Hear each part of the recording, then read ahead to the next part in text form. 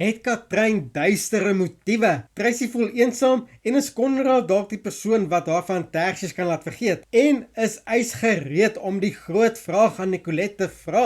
Ek is Jacques en jy kyk na TV-praatjies. Hier is wat voor die van die week van 25 tot 29 Mei 2026. Dis 'n dol week, so kom ons spring sommer dadelik weg. Maandag 25 Mei. Annetjie het vra vir Tracy, maar Tracy kry die verkeerde indruk. Ella probeer vir Johan oortuig dat Katrein duistere motiewe het. Hanna hoor dat Pietro vir Ys help om 'n geskenk te kry. Ietsie vir my, hier kom 'n ding, veral as mens na Dinsdag se voorskou gaan kyk. Of dit nou verwant hou aan mekaar, sal ons maar moet wag en sien. Dinsdag 26 Mei. Tracy vind geselskap by Konrad. Ek is hier vir dit.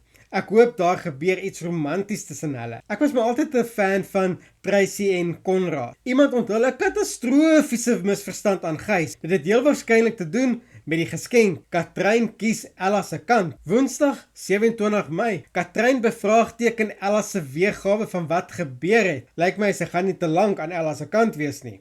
Ons weet Katrein is Johan se dogter en dat hulle verhouding versier het omdat Johan en Ella 'n affair gehad het. Dis net voor die hand ligging dat Katrein die gesprekke wat gebeur het sal bevraagteken. Annetjie probeer Tracy help, maar dit is glad nie suksesvol nie. En hier kom 'n groot oomblik. Ys oorweeg dit om vir Nicolette te vra om te trou. Dink julle dit gaan gebeur?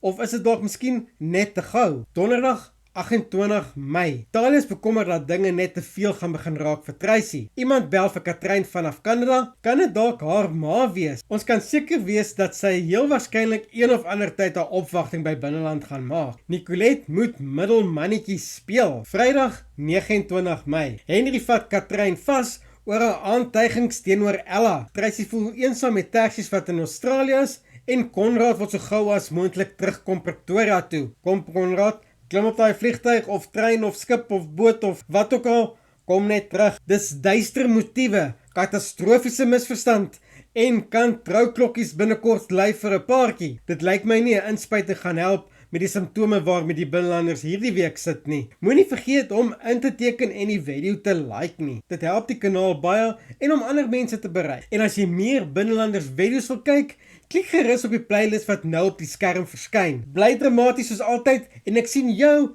in die volgende video.